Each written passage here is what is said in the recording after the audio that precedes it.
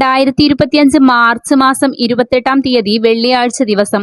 നാളെയും തുടർന്നുള്ള ദിവസങ്ങളിലും നിങ്ങൾ അറിഞ്ഞിരിക്കേണ്ട പ്രധാന വാർത്താ അപ്ഡേറ്റുകളാണ് ഇന്നത്തെ ഡെയിലി അപ്ഡേറ്റ്സിൽ ഉൾപ്പെടുത്തിയിരിക്കുന്നത്. വാർത്തകളിലേക്ക് പോകുന്നതിന് മുമ്പ് വീഡിയോ ഒന്ന് ലൈക്ക് ചെയ്ത് കാണാനും മറ്റുള്ളവരിലേക്ക് ഷെയർ ചെയ്യാനും ശ്രമിക്കുക. ഒന്നാമതായി നിങ്ങൾ അറിഞ്ഞിരിക്കേണ്ട ഒരു കാര്യം, അനർഹമായി സാമൂഹ്യ സുരക്ഷാ പെൻഷൻ കൈപ്പറ്റുന്ന ആളുകളെ അർഹതാ പരിശോധനയിലൂടെ കണ്ടെത്താനുള്ള സർക്കാരിന്റെ നീക്കം പുരോഗമിക്കുകയാണ്. ഇതിന്റെ ഭാഗമായി റവന്യൂ വകുപ്പിലെ 38 ജീവനക്കാരെ സസ്പെൻഡ് ചെയ്തിരുന്നു. ഇതിൽ 22 പേർ ഇപ്പോഴും സസ്പെൻഷനിൽ തുടരുകയാണ്. ഇവരിൽ 16 ജീവനക്കാർ പെൻഷനായി കൈപ്പറ്റിയ തുകയുടെ പ്രതിവർഷം 18% പലിശ സഹിതം തിരിച്ചടച്ചവരെയാണ് തിരികെ എടുത്തത്. അതുകൊണ്ടുതന്നെ വരും മാസങ്ങളിൽ മറ്റു ക്ഷേമ പെൻഷൻ ഉപഭോക്താക്കളിലേക്കും ഉദ്യോഗസ്ഥരുടെ അർഹതാ പരിശോധന എത്തിയേക്കാം. പരിശോധന നമ്മിലേക്ക് എത്തുന്നതിന് മുമ്പ് തന്നെ അർഹരല്ലാത്തവരായിട്ട് ആരെങ്കിലും ക്ഷേമ പെൻഷൻ കൈപ്പറ്റുന്നവരുണ്ടെങ്കിൽ സ്വമേധയാ തദ്ദേശ സ്വയംഭരണ സ്ഥാപനങ്ങളെ അറിയിച്ച് ഒഴിവാകുകയായിരിക്കും നല്ലത്. അല്ലാത്തപക്ഷം ഇതുവരെ ലഭിച്ച ക്ഷേമ പെൻഷൻ പിഴയോടുകൂടി അടയ്ക്കേണ്ടി വരും. അടുത്തൊരു കാര്യം, സംസ്ഥാനത്ത് നിലവിൽ പ്രവർത്തിച്ചു വരുന്ന റേഷൻ കടകൾ അടച്ചുപൂട്ടുവാൻ തീരുമാനിച്ചതായി വന്നിട്ടുള്ള വാർത്തകൾ അടിസ്ഥാനരഹിതമാണെന്ന് ഭക്ഷ്യ പൊതുവിതരണ വകുപ്പ് മന്ത്രി GR അനിൽ റേഷൻ വ്യാപാരി സംഘടനാ പ്രതിനിധികളുടെ യോഗത്തിൽ അറിയിച്ചു.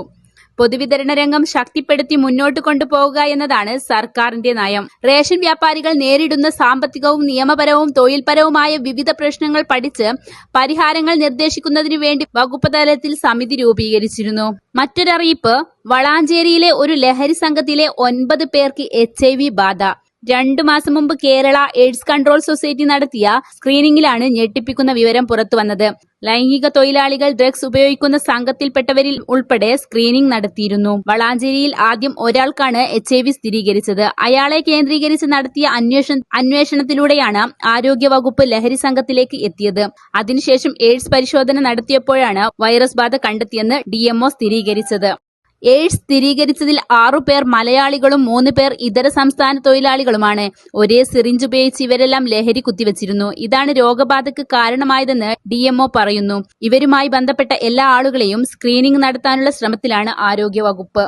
ശ്രദ്ധിക്കേണ്ട കാര്യം, നാം ഓരോരുത്തരും അതുപോലെ നമ്മളുമായി ബന്ധപ്പെട്ട ആളുകളും മക്കൾ, സഹോദരങ്ങൾ, സുഹൃത്തുക്കൾ എല്ലാവരിലും ഈ ലഹരിയിൽ പെട്ടുപോകില്ലെന്ന് ഉറപ്പുവരുത്തേണ്ടത് ഓരോരുത്തരുടെയും കടമയാണ്. അതുകൊണ്ട് തന്നെ വളരെ ബോധവാന്മാരായി ഇരിക്കാൻ ശ്രമിക്കുക. നമ്മുടെ മക്കളെ ഇതേക്കുറിച്ച് ബോധവൽക്കരണം നടത്തുക. അവരുമായി എല്ലാ ദിവസവും തുറന്ന് സംസാരിക്കാനും സമയം കണ്ടെത്തുക. അല്ലെങ്കിൽ എന്നേക്കുമായി നഷ്ടമായേക്കാം. അടുത്തൊരു വാർത്താ അപ്ഡേറ്റ്, സംസ്ഥാനത്തെ ഉയർന്ന ചൂട് കണക്കിലെടുത്ത് 6 ജില്ലകളിൽ കേന്ദ്ര കാലാവസ്ഥാ വകുപ്പ് ഓറഞ്ച് അലർട്ട് പ്രഖ്യാപിച്ചു. ഇടുക്കിയിൽ സൂര്യപ്രകാശത്തിന്റെ അൾട്രാവയലറ്റ് ഇൻഡെക്സ് 9 പോയിന്റിലെത്തി. കൊല്ലം, പത്തനംതിട്ട, കോട്ടയം, ആലപ്പുഴ, മലപ്പുറം ജില്ലകളിൽ 8 UV നിരക്ക് രേഖപ്പെടുത്തിയത്. ഇടുക്കി ഉൾപ്പെടെയുള്ള ഈ ജില്ലകളിലാണ് ഓറഞ്ച് അലർട്ട് പ്രഖ്യാപിച്ചിരിക്കുന്നത്.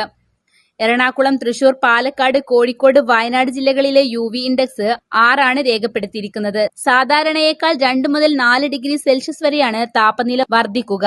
അടുത്തൊരു കാര്യം, സംസ്ഥാനത്തെ പൊതുവിദ്യാലയങ്ങളിൽ അടുത്ത അധ്യയന വർഷത്തെ +1 പ്രവേശനത്തിന് മുൻകൂറായി ഒരു അധിക ബാച്ച് പോലും അനുവദിക്കില്ല.